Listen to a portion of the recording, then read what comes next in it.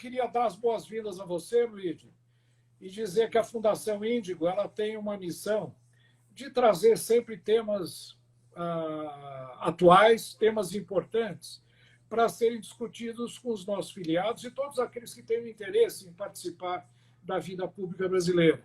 Temos chamado alguns parlamentares nossos, mas também alguns convidados que não pertencem aos quadros do PSL, do nosso partido, mas que, como sempre, têm tido uma participação importante na vida econômica brasileira, e você, certamente, como presidente da Confederação Nacional de Serviços, é uma pessoa de grande renome, grande visibilidade aí no cenário econômico brasileiro. Como eu sempre faço, eu peço ao meu convidado que faça uma rapidíssima apresentação sua mesmo. Você mesmo se apresente ao público, nós temos aí aproximadamente 60 pessoas hoje participando. Queria dizer que esse vídeo ele fica no YouTube, ele fica no espaço do partido, e ele é bastante consultado ao longo do tempo, da semana, e, consequentemente, vai ter sempre uma repercussão muito grande. Então, eu passo a palavra a você para, rapidamente, antes de nós começarmos a discutir o nosso país e o que está acontecendo hoje, se apresente aí para quem está nos assistindo.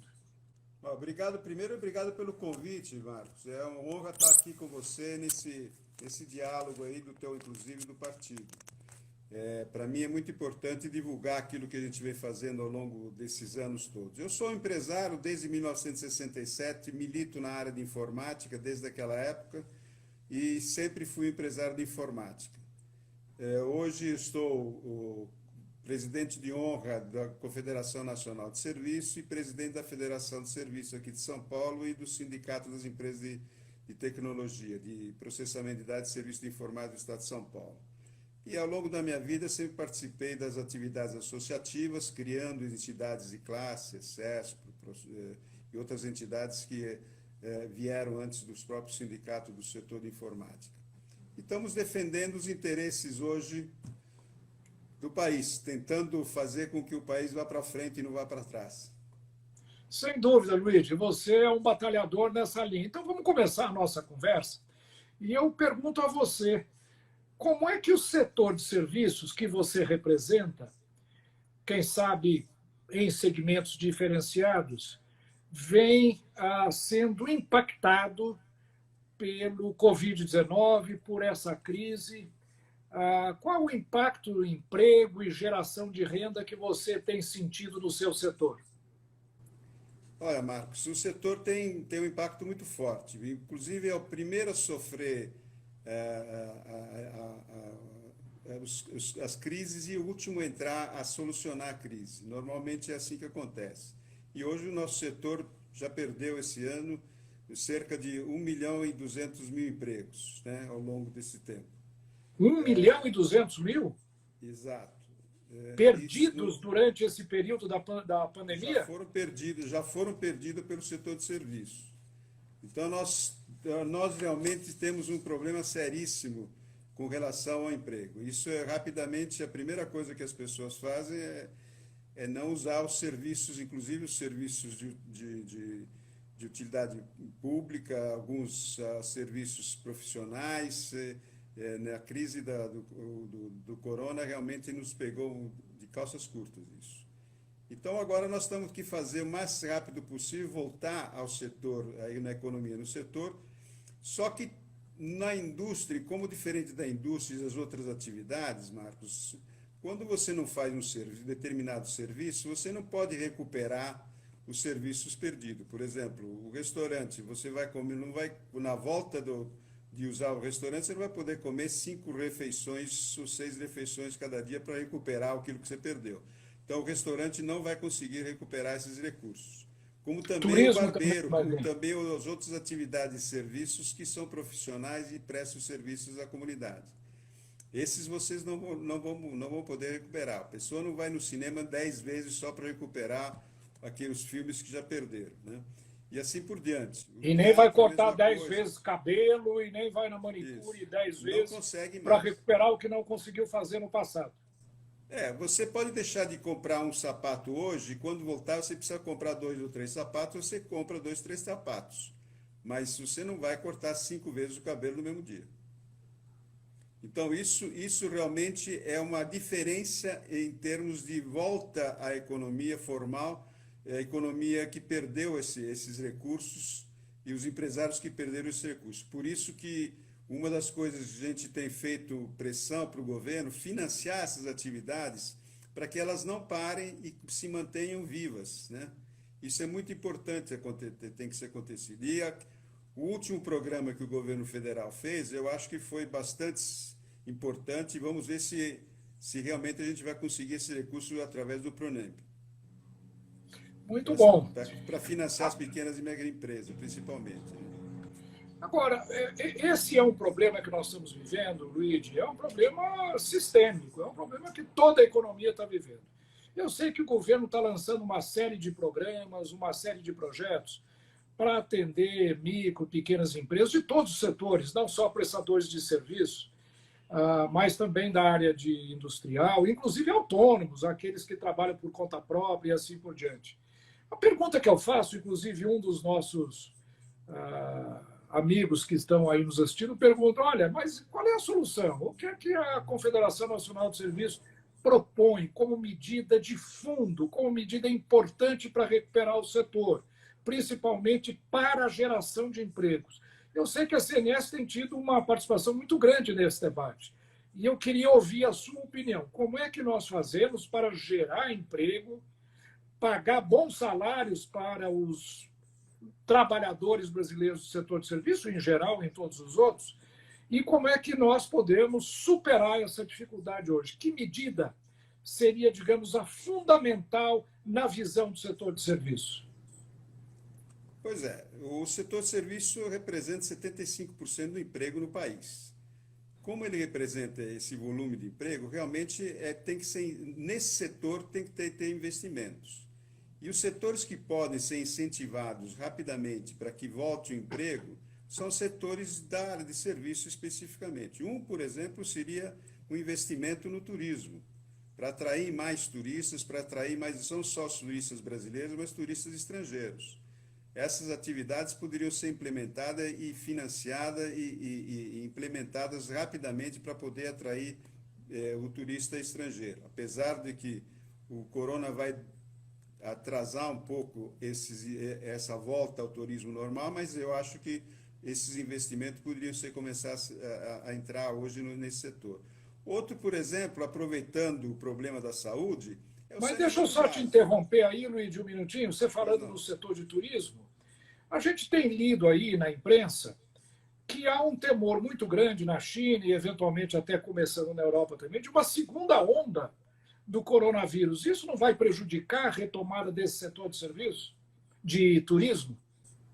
Olha, Marcos, esse problema do corona, eu acho que tem se falado muito, mas tem pouca gente que não conhece direito como é que funciona esse vírus.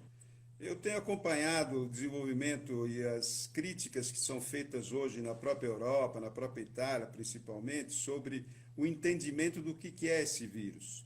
E eu acho que fazer uma definição clara, eu acho que é impossível hoje definir como é que é esse vírus, se funciona, como é que ele se comporta, se vai ter segunda onda, se não vai, se é um vírus mesmo, se é alguma coisa que pode ser tratado. Agora parece que tem até um remédio que pode ser tratado, esse vírus, antes de que ele seja mais perigoso. Então, claro que só vai resolver quando chegar a vacina. E a vacina, infelizmente, não vai chegar esse ano, provavelmente no começo do ano que vem, é que vai efetivamente ter a possibilidade dessa vacina. Mas eu acho que a infraestrutura do setor de turismo pode ser implementada agora, desde já, prevendo e se preparando, inclusive, para atrair esses turistas estrangeiros e próprio turista brasileiro nessas áreas.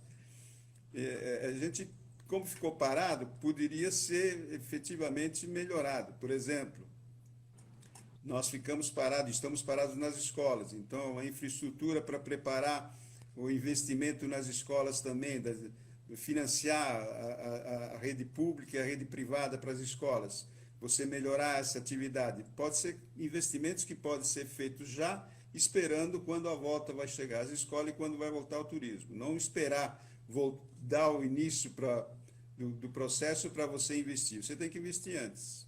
E isso a gente pode Perfeito. fazer já. A mesma coisa com relação ao saneamento básico. O saneamento básico nós precisamos investir. E o Brasil é carente disso. A quadra saneamento básico é na saúde. Então, com isso, a gente pode efetivamente ter um grande investimento nessa área e é uma área que emprega muito. Então, nós temos que buscar 15, 16 milhões de pessoas que estão, quase 17 milhões hoje que estão sem emprego. Nós temos que dar emprego para esses 17 milhões de pessoas. Não vai ser, infelizmente, a indústria que vai dar. Nada contra a indústria, pelo amor de Deus, mas cada vez mais a indústria vai ser automatizada. O emprego vai ser menor nessas áreas. A própria agricultura também, que emprega bastante, e também cada vez mais vai ter mais investimento nessa agricultura em tecnologia e vai diminuir o número de pessoas necessárias para operar essas máquinas e esses equipamentos.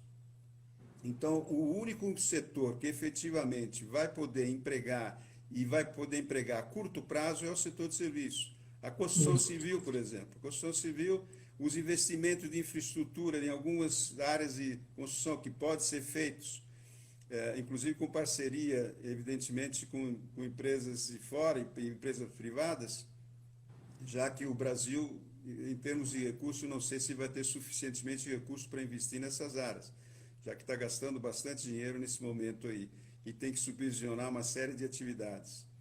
Então, eu vejo que o setor que pode já se preparar para isso seria esses setores, o turismo, Perfeito. saneamento básico, a área preparar a área de educação, a área de saúde, a própria área de saúde pode ser melhorada. Então, é nessas áreas que nós temos que preparar as pessoas. A área de tecnologia, uma coisa que eu queria aproveitar, ela está indo bem. A área de tecnologia hoje é a mais demandada que tem. Tanto é verdade que o único setor que cresceu nessas áreas é o setor de tecnologia da informação, que é o nosso setor aqui, pelo menos que eu represento também. Então, Muito eu bom. vejo nessas Luigi, áreas principalmente. deixa eu lhe perguntar uma coisa. Eu não sei se você concorda, mas eu tenho a impressão que todas as medidas que o governo está adotando são medidas paliativas. Nenhuma dessas medidas de apoio à recuperação empresarial são estruturais, no sentido de criarem um novo clima, um novo ambiente para atrair esses investimentos que você menciona. Eu vou dar um exemplo. Na área tributária, por exemplo, eles estão simplesmente adiando os tributos. Né? Ao invés de pagar agora, vai pagar daqui a 60 dias ou daqui a 90 dias, mas vai ter que pagar. Na área de crédito, é a mesma coisa, quer dizer, para apoiar a manutenção do emprego, estão fazendo com que os empresários assumam riscos, os bancos pedem garantias, então eles estão oferecendo recursos, mas em realidade o risco fica com o empresário. E ele não resolve o problema, ele apenas adia o problema. A pergunta que eu faço é o seguinte: não deveria o governo adotar algumas medidas, como, por exemplo, a desoneração, a redução do custo do trabalho no Brasil, que a Confederação Nacional de Serviços vem defendendo há muito tempo? Essa não seria uma medida mais importante? Aproveitar o momento para fazer uma reforma tributária mais profunda, porque eu estou vendo o governo simplesmente com medidas paliativas, adiando as coisas, mas a empresa que está mal das pernas, ela está mal hoje, daqui a 90 dias vai estar também em dificuldade, então isso às vezes não resolve o problema. Não é? E, pelo contrário, pode até comprometer o patrimônio do empresário, o patrimônio das pessoas que assumem esses empréstimos, esses créditos, que, aliás, não são baratos. Então, eu queria a sua opinião sobre isso. Se não se deveria estar pensando em medidas mais profundas, mais estruturais, ou seja, retomando a agenda do ministro Paulo Guedes das grandes reformas. Isso para mim, é o caminho fundamental para a recuperação da economia. Marcos, eu acho que o governo tomou uma decisão agora, essa recente, que foi tomada essa semana, praticamente, que é a Pronamp, que é um financiamento para micro e pequenas empresas e para empresas que estão necessitando e são os maiores empregadores. Isso vai beneficiar 3 milhões e quase 4 milhões de empresas, de microempresas e quase 800 mil empresas do lucro presumido, praticamente, né? Que não estão no Simples. Isso e quem está garantindo isso é o Tesouro. Quer dizer, o empresário pode ir diretamente no caixa, na Caixa, por exemplo, e a Caixa parece que está emprestando esses recursos, pelo menos é a hipótese e a vontade do governo que isso aconteça. E garanta 30% do faturamento, você pode receber esses recursos a custo baixíssimo, praticamente a Selic mais 1 e pouco por cento. Então, como a Selic está diminuindo, provavelmente esse é um recurso barato e é um recurso que as micro e pequenas empresas nunca obtiveram, porque eles não têm garantia, como você falou, não tem garantia para dar, para fazer o empréstimo. Eu espero que os bancos ponham a mão na consciência e emprestem esse dinheiro que está sendo garantido pelo Tesouro, porque se o pequeno empresário não pagar, quem vai pagar é o Tesouro. Evidentemente, depois o Tesouro vai cobrar dele. É um empréstimo que está sendo feito, não é a fundo perdido. Um pouco disso poderia até ser a fundo perdido, como estão fazendo na Europa. Estão dando dinheiro às micro e pequenas empresas, metade a fundo perdido e metade de financiamento, com garantia de 100%, inclusive, do Tesouro. Isso pode ser feito. E nas médias empresas, a mesma coisa. Eu acho que o Tesouro poderia bancar uma parte desses recursos. Lá na Europa estão bancando quase 90%. Aqui não sei se consegue se fazer isso, mas se você bancar 50% dos recursos, dos empréstimos que você vê pelo Tesouro, já tem uma garantia suplementar, né? O Pronamp tem uma cobertura de seguro de 85% da carteira, não é isso? Não, 100% do Tesouro, 100%. Você pode, é garantido 100% e você pode receber recurso 30% do teu faturamento. Essa é a proposta. Evidentemente, com a reforma, uma outra coisa que nós vemos defendendo há anos, e você conhece muito bem o assunto, porque a gente teve, quando você estava no governo lá na Receita, você nos apoiou muito nisso, é a reforma tributária sobre o trabalho. O trabalho não pode sofrer como está sendo sofrer. Hoje nós temos uma carga tributária enorme sobre o trabalho. Então nós estamos pagando imposto em vez de pagar salário. Isso nós temos que tirar fora. E nossa proposta é tirar todos os encargos sobre a folha de pagamento, o INSS, o salário de educação, o INCRA, o próprio sistema S pode ser optativo, não precisa ser obrigatório. Quer dizer, mas e como é que financia o INSS? O INSS seria financiado, essa é a grande proposta nossa que muitos economistas e principalmente alguns políticos não gostam, é criar uma contribuição sobre alimentação financeira, efetivamente. Com uma alíquota pequena, por exemplo, uma alíquota de 0,82, a gente arrecadaria os 230, 240 bilhões que hoje são arrecadados do INSS. E com isso não haveria tributação sobre salário, nem para o patrão e nem para o empregado. Não. O empregado, inclusive, seria diminuído 3 pontos percentuais do INSS dele, em vez de ele pagar 8%, ele pagaria 5%.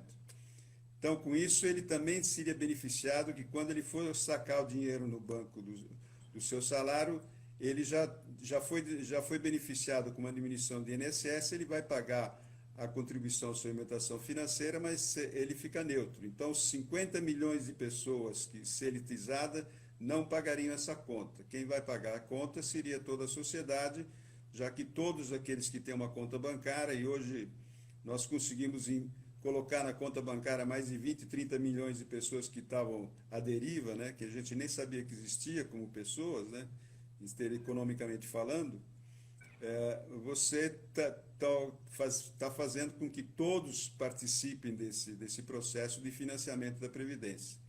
Esse seria uma coisa que poderia ser implementada imediatamente. É uma proposta que a gente vem defendendo há 20 anos e que eu acho que está na hora de implementá-la. Essa seria a grande reforma na área trabalhista e na área previdenciária. Porque isso reflete também na área trabalhista, porque você aumenta a capacidade de empregabilidade e você está aumentando, inclusive, a possibilidade de empregar mais, com diminuição da carga tributária. O interessante, Luiz, é que essa proposta, ela, de certa forma, ela conta com o apoio do próprio ministro Paulo Guedes, não é? Que tem manifestado aí o desejo de desonerar a folha, tornar o salário, o preço do salário, o preço do trabalhador para o empresário mais baixo e, com isso, ampliar as oportunidades de emprego, geração de novos postos de trabalho, mas o legislativo tem sido contra, e o próprio presidente da República tem declarado que não quer um tributo sobre movimentação financeira, porque se assemelha à CPMF, inclusive foi uma das razões de eu ter saído do governo. Né? Como é que você vê isso? E que perspectiva você vê para que isso seja eventualmente aceito? Eu queria só dizer para você o seguinte: o PSL tem alguns projetos que vão nessa linha. Inclusive, estamos realizando agora uma ampla pesquisa popular para saber o que é que a sociedade, o povo em geral, acha dessa proposta. Acha de um tributo sobre movimentação financeira. E acredito que em breve nós teremos algum resultado sobre isso. Mas a oposição é grande. Como é que você propõe superar essas dificuldades? Olha, Marcos, esse negócio da contribuição sobre alimentação financeira, o famoso CP, ele é uma questão de, eu acho que mais ideológica do que técnica, porque todo mundo é contra, ou pelo menos, não, mas a contribuição sobre alimentação financeira eu não gosto, né? A CPMF não gosta por quê? Porque não sabia que imposto, primeiro não sabia que imposto tem gosto, né? Então, vamos ter que criar um gosto para esse tipo de imposto. Eu estou querendo até lançar uma cachaça CPMF, para que as pessoas pudessem usar, experimentar que gosto tem a CPMF, porque não é possível que as pessoas simplesmente criem um processo dizendo, olha, não, eu não gosto desse tipo de imposto, esse imposto é ruim, mas não justifica porque imposto é ruim. Não justifica com dados e nem com números. Ou seja, não Então, já viu, que não não existe conhece, mas gosto, não eu estou gosta. querendo fazer um lançamento de marketing sobre uma cachaça CPMF. Então, o pessoal vai lá, quando o deputado quer saber o gosto, eu dou um pouco de cachaça CPMF para ele sentir o gosto da CPMF. Quem sabe ele acaba gostando e apoia essa ideia. Eu estou falando isso aqui um pouco jocosamente, Marcos, mas é uma forma de você desmistificar isso, não tem outra alternativa. O presidente Bolsonaro acho que foi muito mal orientado quando ele defendeu essa ideia de não ter CPMF, né? Ser contra a CPMF. Porque a CPMF é um imposto que está sendo usado agora, inclusive, quase em todo mundo, inclusive como experiência, em É várias verdade. Mas atividades, em aqui no vários Brasil, países. esse imposto, que é um bom imposto, foi muito mal utilizado, porque ele não veio substituir outros impostos, ele veio para ser um imposto a mais e ficou muito antipático. Houve uma reação popular muito grande. Agora, se ficar claro que um tributo ou um imposto sobre movimentação financeira vem, mas em compensação vários outros impostos vão desaparecer e a mesma arrecadação se faz com esse tributo sobre movimentação financeira e com aqueles tributos que serão eliminados, que são muito piores, quem sabe dessa maneira a sociedade entenda e venha apoiar o tributo. Inclusive, o governo já há algum tempo está querendo propor a unificação do PIS e o COFINS, você sabe disso, né?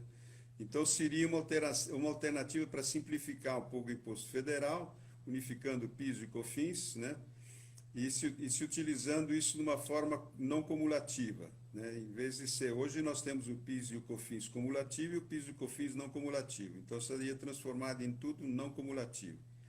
E com isso você uniformizaria o procedimento para todos os setores da economia, de serviço, indústria, comércio, agricultura, para unificar o tipo de imposto com uma alíquota única para todos, não diferenciadas, né? Essa, pelo menos, era a ideia que estava surgindo lá atrás e vem sendo conversado, me parece que ainda continuam conversando sobre isso. Nós temos que dimensionar, se você diminuir, isso só pode ser feito, Marcos, se você efetivamente desonerar o trabalho para o setor de serviço, porque se você aumentar a carga tributária de um imposto, um PIS e um COFINS não cumulativo para arrecadar a mesma coisa que está sendo arrecadado agora, realmente a alíquota vai muito alta. Então, não tem como compensar a diminuição de carga tributária para o setor de serviço. Só você vai conseguir isso diminuindo a carga tributária sobre a folha de pagamento, que é a matéria-prima do nosso setor, né? Isso poderia ser uma alternativa.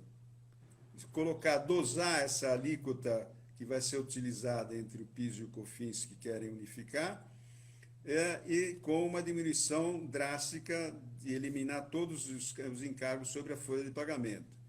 É só uma questão de analisar. Nós fizemos várias simulações sobre isso, Marcos, e a gente chegou a uma alíquota mais ou menos de um 6, máximo de 6,25, uma coisa assim, para que ela fosse neutra caso houvesse desoneração da folha de pagamento como um todo. Outra alternativa que eu acho que vale a pena, não sei por que as pessoas não gostam do imposto cumulativo, né? Mas se você tiver um imposto cumulativo pequeno, você simplifica também o problema da arrecadação. O imposto não cumulativo, você sempre tem que fazer uma compensação das despesas que você fez, do crédito que você tem, etc. É um complicador sistêmico de financiar.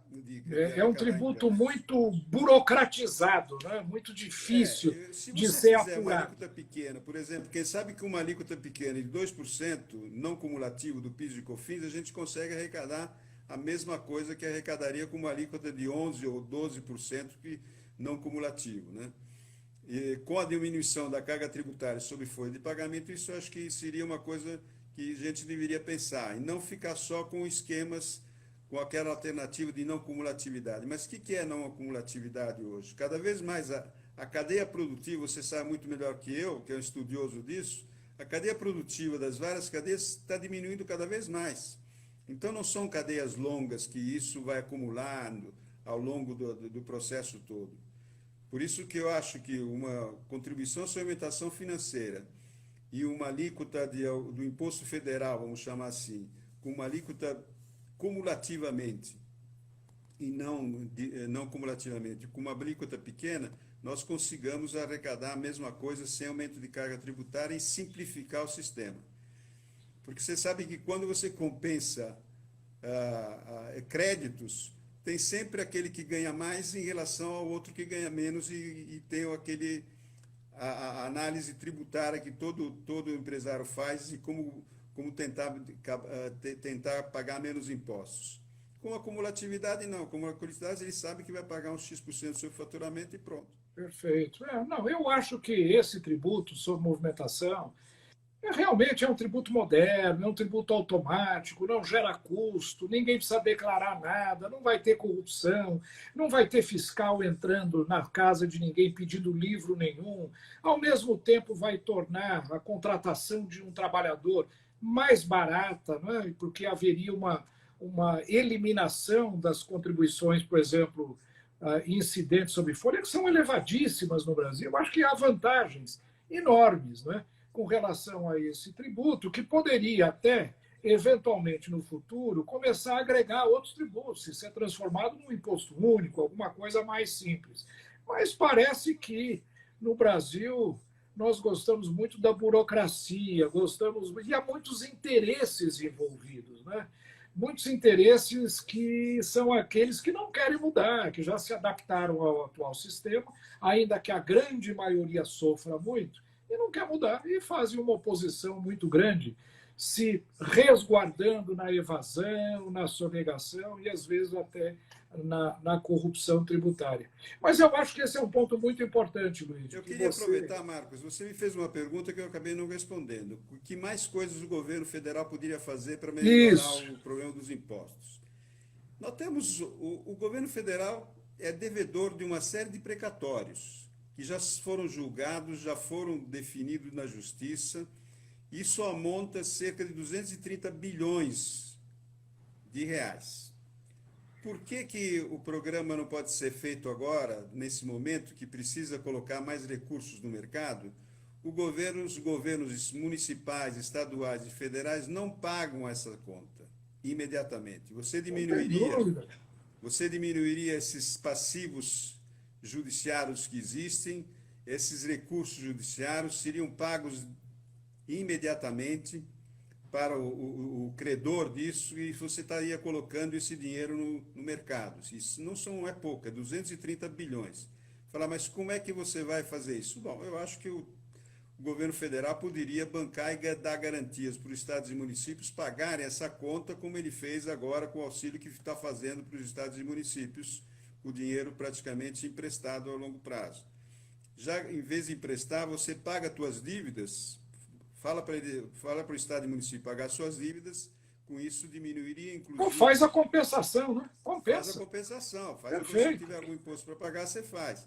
É, Inclusive, você diminuiria o déficit dos municípios e estados, e eles poderiam buscar dinheiro fora, buscar dinheiro em outra linha de financiamento, com esses pagamentos já honrados por eles que estão devendo. A sem mesma dúvida coisa os alguma. créditos de ICMS também. Por que não pagam os créditos que, especialmente os industriais, têm sobre Crédito ICMS? acumulado, né? Que tem crédito que o Está governo acumulado. não devolve ao empresário. Então, eu acho que o governo, nesse momento, deveria aproveitar e pagar suas contas também. A mesma coisa que que ele está fazendo, financiar o empresário para pagar as contas, podia pagar suas contas, fica mais fácil, inclusive, diminuir o seu déficit interno de cada município, de cada estado e da própria União. Perfeito. Muito bom. Isso seria uma Eu, coisa que poderia ser implementada imediatamente também. é. Há um projeto que foi lançado ontem, ou hoje, até eu nem sei, que é um projeto que envolve a transação tributária, ou seja, a Procuradoria-Geral da Fazenda Nacional vai chamar os devedores até um determinado limite, se não me engano, de 150 milhões de cada empresa, e fazer uma renegociação, desde que a pessoa tenha sido prejudicada pelo coronavírus, por essa crise, haveria condição de, não é um refis generalizado, mas é uma negociação que cria condições especiais para aqueles que desejem pagar, fazer o seu pagamento. É uma boa medida, mas você tem toda a razão. O governo também devia, da mesma forma, criar condições para que ele pagasse aquilo que ele deve para as pessoas, aquilo que ele deve em precatórios, em ações tributárias que o contribuinte ganhou, mas que o governo acaba, às vezes, não pagando. Então, acho que tem que haver isonomia. As duas partes realmente têm que fazer um grande programa de compensação para, com isso, reduzir o limite de endividamento cruzado, né? O contribuinte devendo para o governo e o governo devendo para o contribuinte. Pois é, eu acho que isso é uma. Inclusive, ele pode negociar. Cada governo que tem precatório pode negociar com o seu cobrador, né? Pedir Se você, abatimento, se sem você, dúvida alguma. exatamente, se eu te pago tudo agora, você me dá um desconto. Enfim, É. essa negociação é livre. O mundo Para poder inteiro faz viabilizar isso. esses pagamentos imediatamente, que as pessoas, se os credores estariam aplaudindo essa medida do É governo. verdade. É uma coisa que o mundo todo está fazendo. Os Estados Unidos, que é um país extremamente rigoroso do ponto de vista tributário, faz isso. O IRS, que é a Receita Federal deles, negocia, chama o contribuinte, vê o que ele pode pagar, fazem acordos. Eu acho que isso é muito interessante, ainda mais num momento como esse, onde nós precisamos criar um ambiente favorável ao investimento, mais confiabilidade e mais confiança do empresário no futuro do país. Ô, Luiz, E a agora dilatação, outra coisa, a dilatação dos impostos. Tem muita gente que está no refis, tem gente que está devendo. Eu acho que nesse momento ele não vai pagar essas contas. Ele pode perder, inclusive, a possibilidade de continuar com esse benefício dos financiamentos, dos parcelamentos dos impostos. é verdade. Seria uma hora do governo financiar esse pagamento dos próprios impostos para refinanciar esses impostos, mas a longo prazo a juros acessível, diminuindo as multas, diminuindo a possibilidade e garantindo a possibilidade de ele conseguir pagar essas contas atrasadas. Senão ele vai perder os benefícios anteriores que ele conseguiu até agora, porque não tem condição de pagar a sua prestação e a sua mensalidade desses parcelamentos desses refis. Muito Isso bom. também seria feito. Ô, Luigi, deixa eu mudar de assunto agora. Queria ouvir a opinião do seu setor. É lógico que é uma questão que você vai ter, dentre os seus representados, todo tipo de opinião, não é? A favor, contra, no meio do caminho, enfim. Mas nós estamos vivendo uma crise política além da crise econômica, né? Hoje, por exemplo, nós estamos vendo aí o ministro da Educação saindo, deixando o seu cargo, nós estamos vendo, e muitos daqueles que nos acompanham hoje nessa conversa estão mencionando o relacionamento difícil entre o Supremo Tribunal Federal e o Executivo, O Legislativo agora parece um pouco distanciado disso tudo, mas essa crise política ela prejudica muito a recuperação da economia brasileira.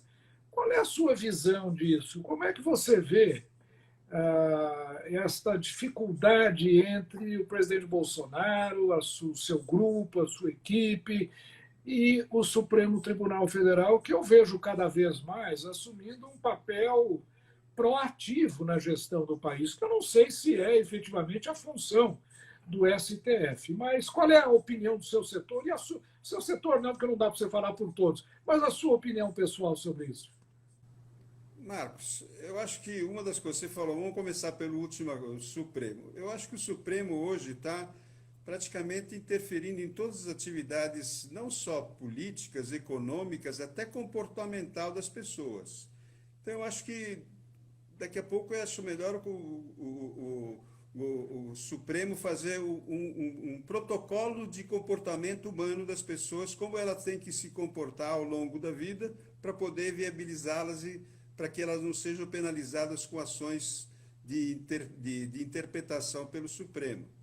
Porque realmente está entrando em tudo e qualquer interferência nesse comportamento até da própria pessoa.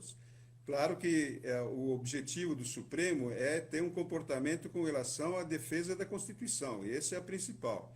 Eu acho que diminuiríamos um pouco também essa possibilidade dos juízes darem toda hora entrevistas longas e demoradas sobre esse tipo de ação, se nós teremos que ter mais Você está processos falando dessa dos maneira, ministros do etc., Supremo? interferindo em todas as atividades do legislativo, executivo, etc.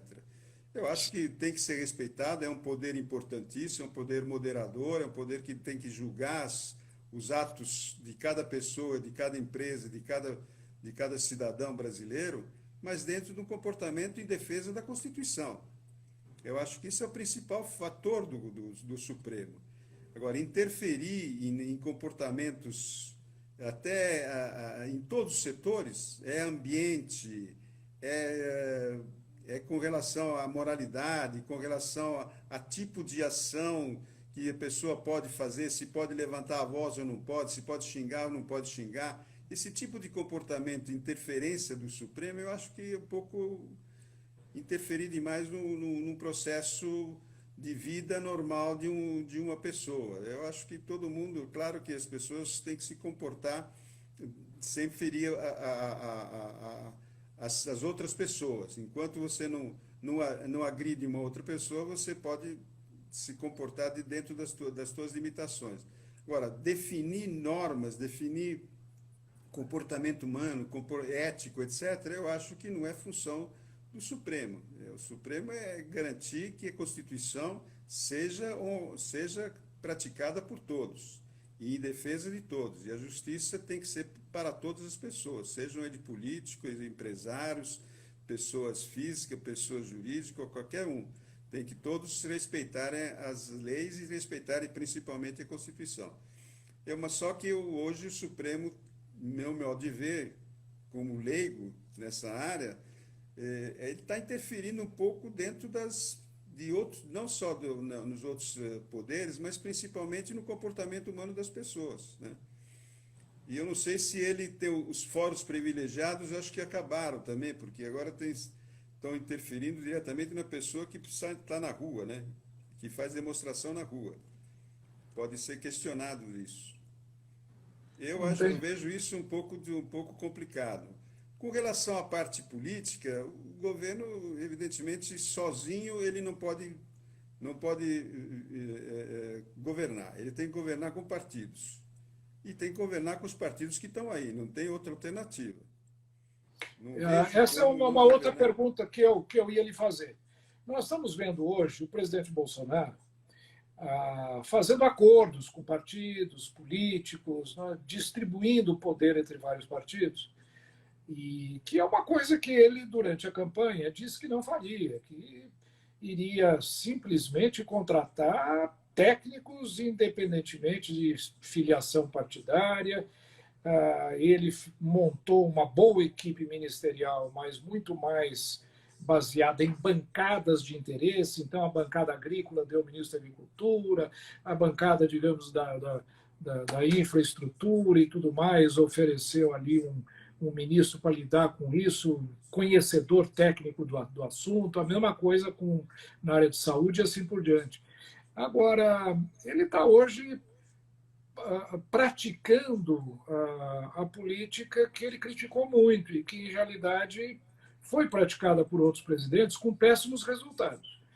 A pergunta que eu faço para você é o seguinte: você vê isso como um retrocesso ou como uma necessidade? Eu, pessoalmente, vejo como uma necessidade. Ele tem que garantir governabilidade, ele tem que ter uma bancada que garanta que os projetos apresentados pelo governo caminhem no legislativo.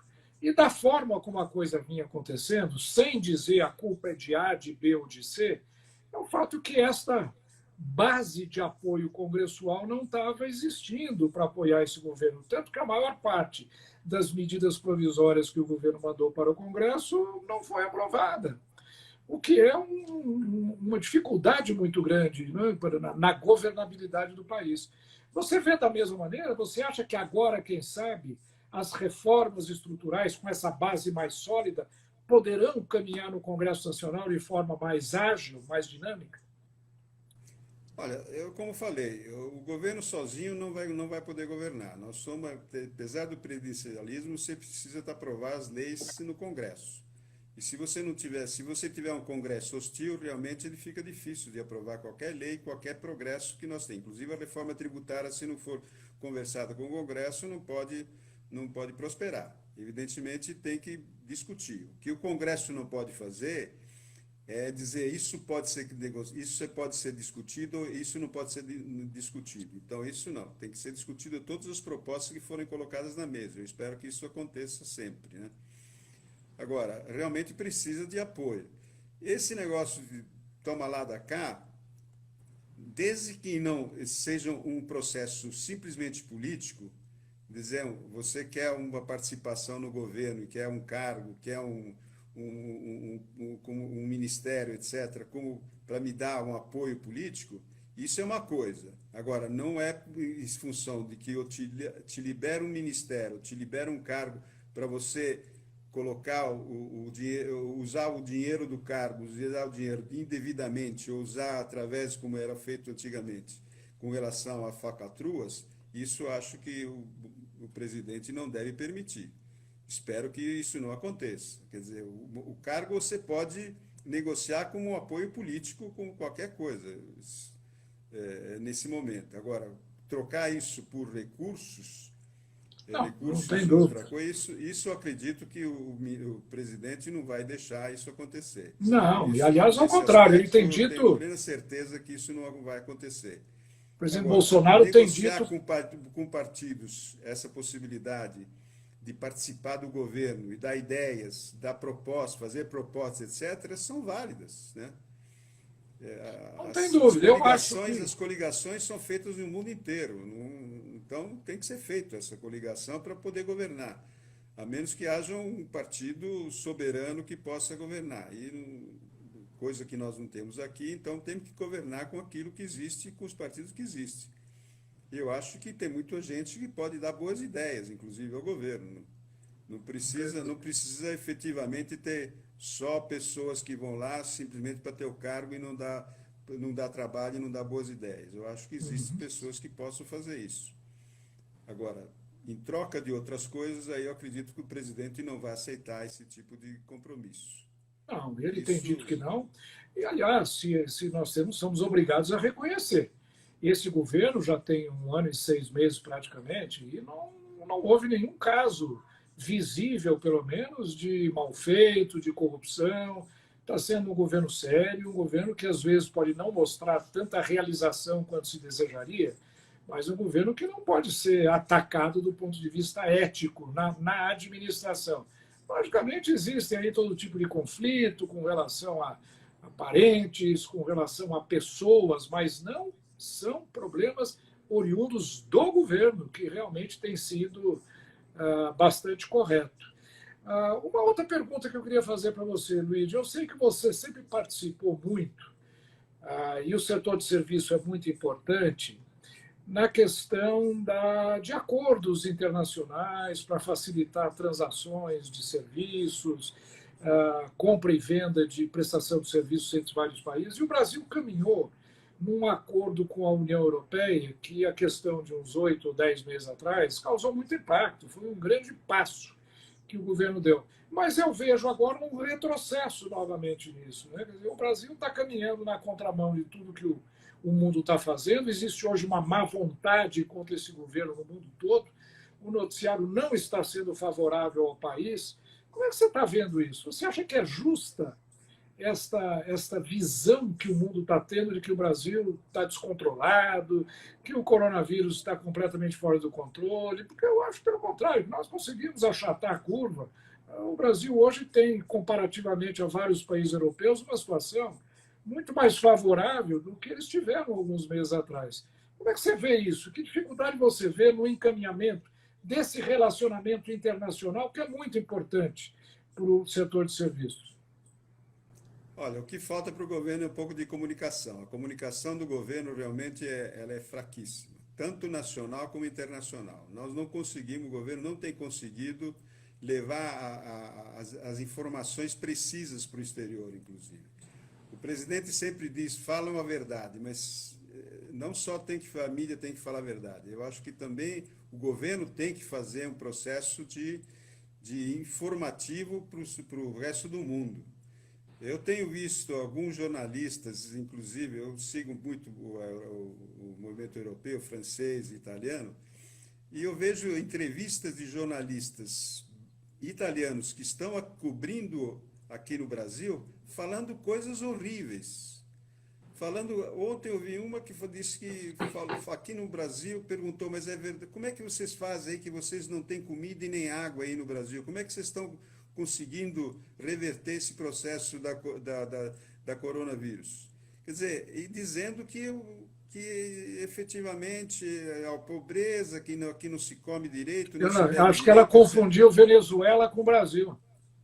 Exatamente, eu acho que foi isso que aconteceu. Só que não falam para eles, olha, eu liguei diretamente para a repórter lá, entrava no ar para dizer para vocês, estão falando mentira, não é possível isso aí que vocês estão fazendo. E nós estamos sendo aqui, apesar de que nós temos efetivamente um problema sério ainda de coronavírus e de contaminação, a gente tem conseguido manter um nível de plataforma, vamos dizer, de nível muito baixo em relação àquilo que aconteceu na Itália, aconteceu nos Estados Unidos e está acontecendo agora, parece, até na Índia, que está crescendo um pouquinho lá o processo na Índia, né? E nós temos mantido isso, apesar que isso tem expandido em todo o resto do país, mas nós temos mantido esse percentual bastante baixo em relação aos outros países, em função do número de mortes, por exemplo, por 1 milhão de pessoas, né? Nós estamos lá embaixo em relação a isso. Então, é um pouco de falta de comunicação, eu vejo isso. Por isso que o Brasil não tá se movimentando muito e não está divulgando isso aqui. O nosso presidente Bolsonaro está sendo visto como um vilão lá fora. Uhum. Mas estão comparando ele com uma série de outras pessoas, inclusive com a Coreia do Norte, né? Então, é uma coisa impressionante como a má comunicação tá fazendo com que se perca essa noção do que é o Brasil. Os investidores, Marcos, não estão muito mais calçados e muito mais precisos. Tanto é verdade que o nosso setor da economia, por exemplo, nessa área de investimentos, ele não tem sofrido muito. Aliás, tem até crescido um pouco os investimentos no país, apesar de ter muitos recursos indo embora, mas estão voltando. E nós temos que aproveitar isso, Marcos, porque a liquidez no mundo está aumentando tremendamente. Todos os países estão colocando dinheiro no mercado. Então, vai sobrar dinheiro para investir em algum lugar. Essas pessoas que recebem o dinheiro, os recursos, eles vão ter que investir. E um dos países que mais podem investir é o nosso, porque nós temos não só necessidade desse investimento, mas temos capacidade de pagamento também desses investimentos, né? E nós temos um privilégio, Marcos, que nós temos uma agricultura forte, temos uma mineração forte, temos uma parte de todos os minérios e especialmente de indústrias alimentícias, etc., muito forte. Isso nos está garantindo os recursos necessários, básicos, para a gente manter uma economia ainda estável no país e com possibilidade de ter um superávit, inclusive nós temos tido um superávit comercial. Então, eu acho que é uma necessidade de adequar. Eu concordo com o Guedes dizendo que a gente vai sair mais cedo do que os outros países da crise, porque nós temos uma base muito maior do que os outros países não têm, que são os recursos naturais e os recursos alimentares. Nós podemos abastecer o mundo inteiro de alimento e dos minerais. Portanto, a gente tem recursos naturais muito importantes aqui. Nós temos água, temos oxigênio, temos possibilidade de expandir a área agrícola, etc., que pode aumentar tremendamente a possibilidade no comércio exterior. Né? Muito bom, Luigi. Se Deus quiser, espero que você esteja certo. Eu queria agradecer muito a sua participação, já estamos há 1 hora aí conversando, e foi extremamente interessante. Eu quero deixar um convite para você voltar e conversar conosco novamente sobre temas da atualidade econômica, social e política do Brasil. Essa live que nós fazemos, ela, como disse, tem a missão de informar os filiados do PFCL. Esses vídeos permanecem no nosso site, são muito consultados, e eu acredito que essa conversa foi muito útil para aqueles que puderam nos acompanhar ao longo dessa tarde. Eu vou passar a palavra a você agora, Luiz, para você dar suas considerações finais, mas repetindo, fica o convite para nós voltarmos novamente, quem sabe numa conversa com o professor Fernando Rezende, que vai fazer um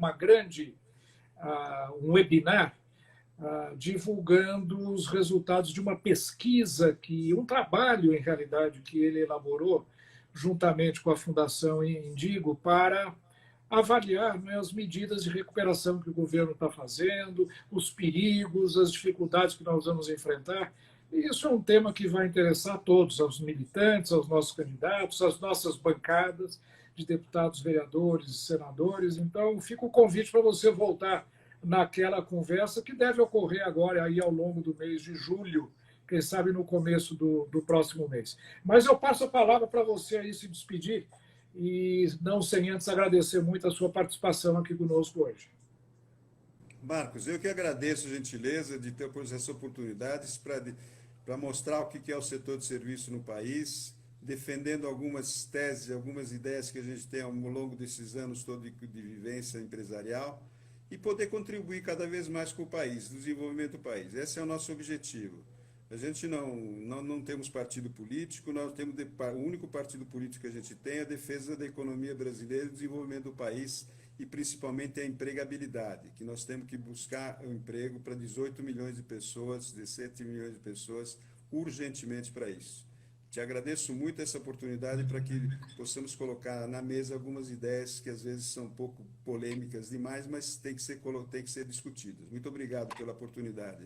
Muito bom. Nós é que agradecemos a todos aqueles que nos acompanharam aí nessa live, e temos um encontro marcado para a semana que vem, no mesmo horário, 17 horas, voltamos a ter uma conversa como essa, tão agradável como a que tivemos hoje com o Luigi Nesi, presidente da Confederação Nacional de Serviços e representando o setor de serviços, que, como ele mesmo disse, é responsável por 75% dos empregos gerados no país. Portanto, a responsabilidade de fazermos esse setor voltar a investir, voltar a produzir, voltar a gerar postos de trabalho é fundamental para a recuperação do país. Boa tarde a todos e até a próxima quinta-feira. Boa tarde, Luiz. Mais uma vez, obrigado. Obrigado.